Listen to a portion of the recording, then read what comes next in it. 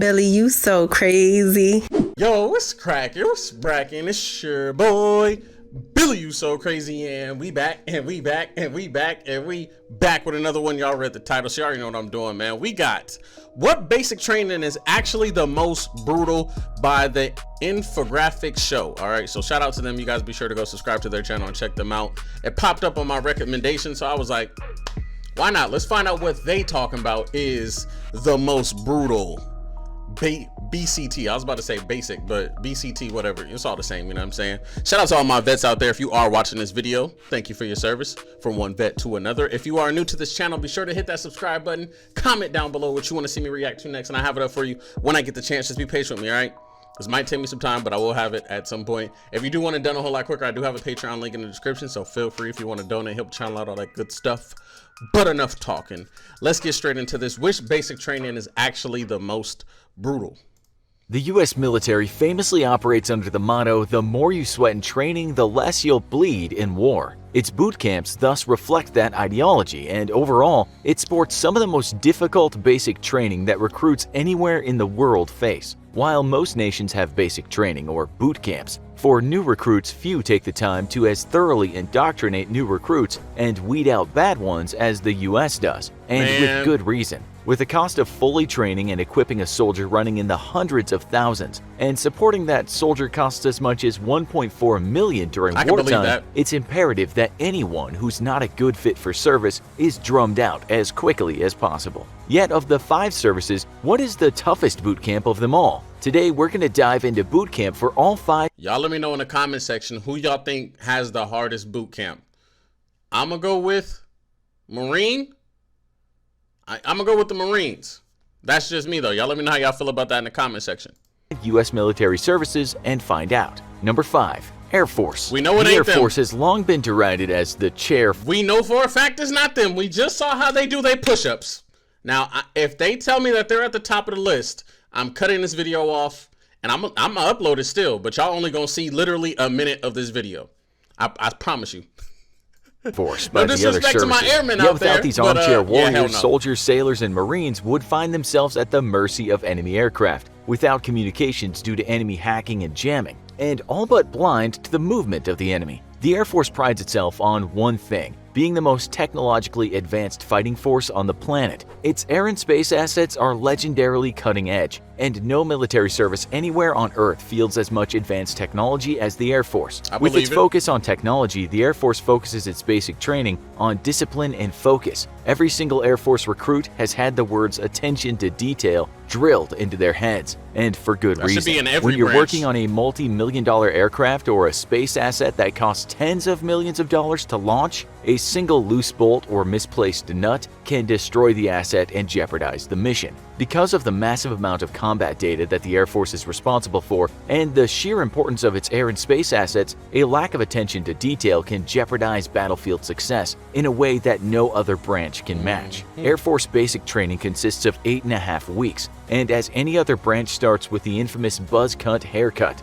You'll be saying goodbye to your luxurious locks of hair and hello to a freshly buzzed head. From there, you'll focus mostly on academics, with classes on topics such as the law of armed conflict, self-aid and buddy care, leadership, nuclear, biological, and chemical training, and joint warfare. This doesn't mean that you'll be exempt from the infamous physical training of other branches, and you can but you can definitely get exempt from the push-ups. I'm not gonna let this go, y'all. I'm not gonna let it go. If y'all don't know what I'm talking about, I did an Angry Cop video. He was reacting to this...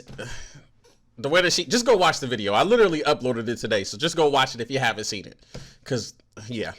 Expect an hour of morning exercise starting at 0500 hours every day, followed by a long day of drill and classes. Number 4. Coast Guard. The U.S. Coast Guard is often overlooked, yet it too is a vital branch of the U.S. military. The mission of the Coast Guard is all in the name. They're responsible for policing U.S. maritime claims, and this can mean everything from regulating ship traffic in and out of some of the world's busiest seaports to chasing drug smugglers across the high seas. In wartime, the Coast Guard is also called upon to supplement the U.S. Navy and is primarily responsible for safeguarding American shores while the Navy projects power overseas. Yet, you might be surprised to find out that the Coast Guard has often seen combat, and it was an American Coast Guard vessel that spotted and fixed the location of the infamous German battleship Bismarck and sealed her fate during World War II. During peacetime, the Coast Guard is also who you'll be calling for if your ship runs into problems while far from shore. And there are few jobs in the world more dangerous than that of a Coast Guard rescue diver, especially those that operate in the infamous Bering Sea in Alaska. Coast Guard training is meant to prepare you for the realities of living in a ship,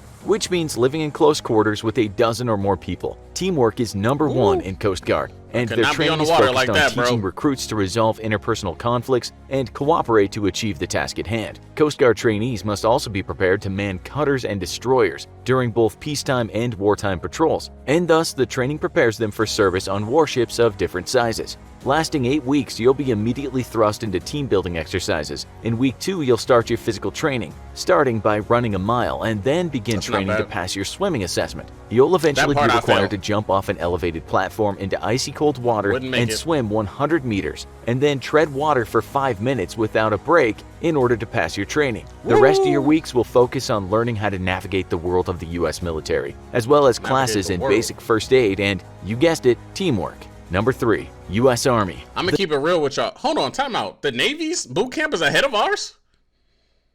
Okay, anyways, I'm gonna keep it real with y'all. I didn't even know what the Coast Guard did. You know what I'm saying? Like, even when I went through the process of joining the Army, I didn't even see the Coast Guard's door in MEPS. You know what I'm saying? Like, I haven't even seen a recruiting. I've never even seen a recruiting office for the Coast Guard. I think you really have to literally seek them. So, but shout out to all my peeps that's in the Coast Guard though. It wasn't until I did a reaction video of like their basic training, blew my mind. I was just like, what? That's how they get down over there? Okay.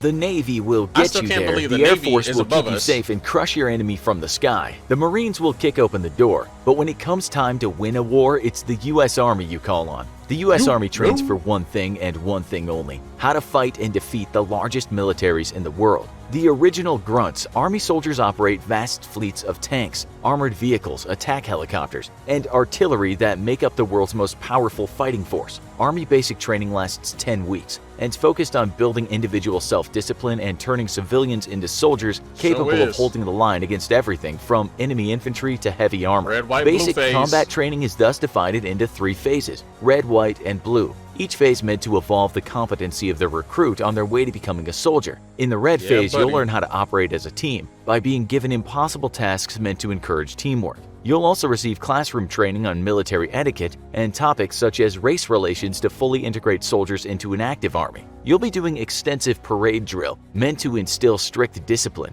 as well as daily PT to continuously improve your physical fitness. Unarmed combat and training with pugil sticks will follow, and you'll be introduced to the basics of the M4 or M16 assault rifle. Finally, I'll keep it real with y'all. I ain't did nothing with no pugil sticks when I was in basic training. You know what I'm saying? Now, granted, that was over like 7 years ago. But I don't know. I have to ask a drill sergeant. Yo, shout out to Drill Sergeant Lynch. If y'all ain't familiar with him, I believe he goes by Third Lynch now. But y'all be sure to go subscribe to his channel. He's a active drill sergeant right now. I watched a couple of his videos and I seen you know, how things have changed since I was in basic and how they do things now. And I know how things have changed since even before I got out. Like, we were getting brand new private shipped to the company that they weren't passing PT tests. I was just like, terrible. They were not paying attention, couldn't listen, wasn't following direct. It was stress. I was like, yo, I'm glad I'm getting out, because if it's gonna be a flood of these, I ain't got time for it. You know what I'm saying? Like, I was already, for those that don't know, I was supply. I was already writing hella statement of charges. I was about to say SOCs. I was writing hella statement of charges for dumb stuff. It was just like, why did you think you could? How did you flipples for all different? Oh man, I'm getting a headache thinking about it. I'm gonna shut up. Let's get back to the video. Let's get back to the video. I'm getting a headache thinking about it.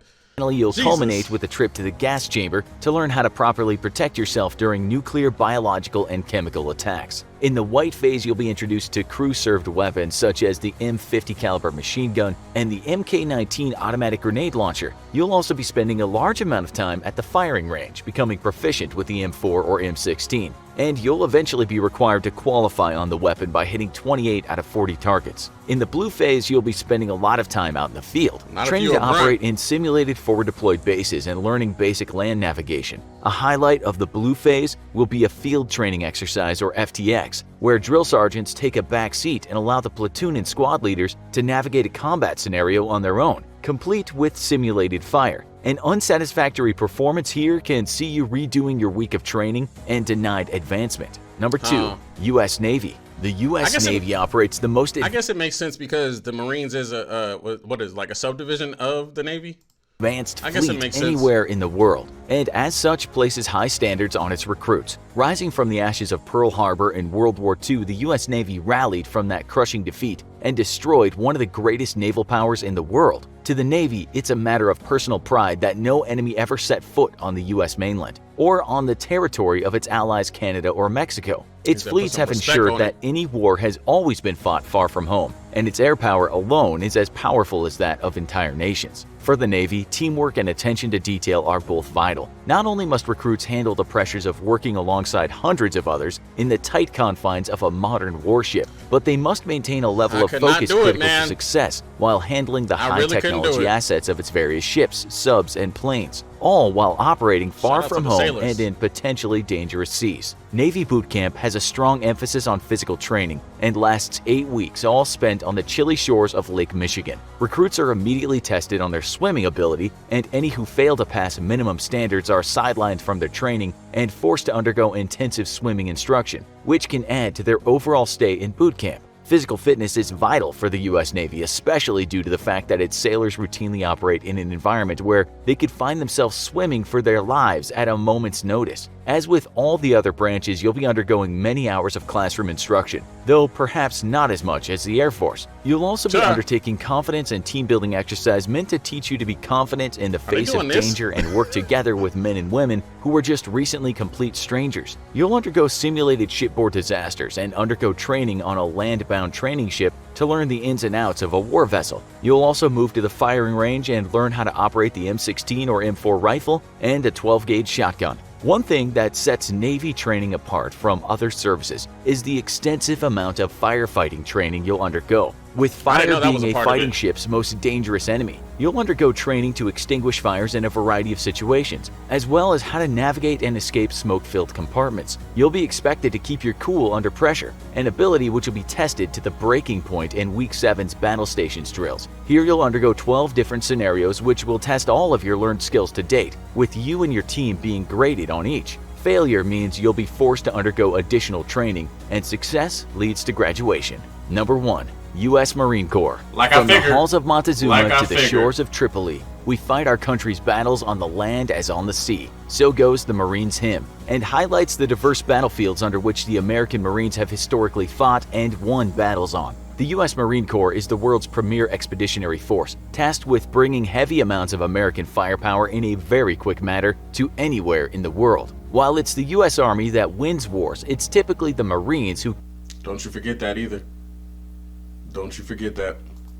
Very quick matter to anywhere in the world. While it's the U.S. Army that wins wars, it's typically the Marines who kick open the door and allow them to do so, specializing in amphibious assault operations meant to take and hold hostile beaches so friendly forces can land and carry the battle inland. Lasting 12 weeks, Marine basic training is the most physically demanding of the 5 services, and this is reflected in the Day 1 focus on physical fitness. Split up into 3 phases, in Phase 1 you'll undergo a very rapid transition from civilian to Marine recruit, undergoing intense physical training and being introduced to the M16 or M4 assault rifle. The Marines believe that every Marine is a rifleman, meaning that no matter what your job ends up being in the Corps, from medical to services or mechanic, you're expected to maintain proficiency in the M16 and M4 assault rifle, which means a lot of time spent on the range. In Phase 2, you'll undergo further training in hand-to-hand combat and focus on mastering your marksmanship abilities. You'll spend most of your time either at the range or in field training exercises, and will inevitably end up thrown into a gas chamber for nuclear, biological, and chemical warfare training. Phase 2 will culminate in the Crucible, a 54-hour event where you'll march 45 miles and be denied food and sleep. In your final phase, you'll undergo swim qualification training, and much like the Navy, failure here will mean additional training or failure to graduate. You'll also undergo drill and first aid training, as well as classroom training on Marine Corps history and values. What do you think is the toughest thing about boot camp? The physical or mental aspects? Have you ever been through one of these What boot happens camps? when you go Have you ever AWOL? been through boot camp in another country? Let us know in the comments. And as always, if you... Yo, those are actually some good questions. I'm curious. Y'all let me know in the comment section, man. Those are actually pretty good questions. But they got a video called "What Happens When You Go AWOL." Oh Lord. I had a dude in my old unit. He went AWOL for like 2-3 years, I think. He was gone like he was gone the whole time. Like, I want to say maybe 2.5-3 years at most, and just came back. Just came back. You know what I'm saying? Yeah. So that was which basic training is actually the most brutal. First, let me just say something real quick. I don't mean to offend any airmen or anything like that. The jokes that I made about the chair force, they're just jokes. I have to put this disclaimer. I know my folks that's in the service, y'all get it, but it's some civilians that still take these things way too serious, and they think that you're dead serious. Understand that we all got each other's back, no matter what branch, no matter how much trash we talk. We all work with each other, especially in wartime. It's all love. You know what I'm saying? These jokes is all made within love. I have to explain it. It's unfortunate, but you know what I'm saying? I've been a civilian long enough to understand how sensitive people are now. So, which was hard for one. If you go back to my old videos, like a year and a half ago, it was a lot of cussing on here. You know what I'm saying? Your boy was transitioning you could tell what time in my life I was still in service to when I got out, because I'm a lot calmer now.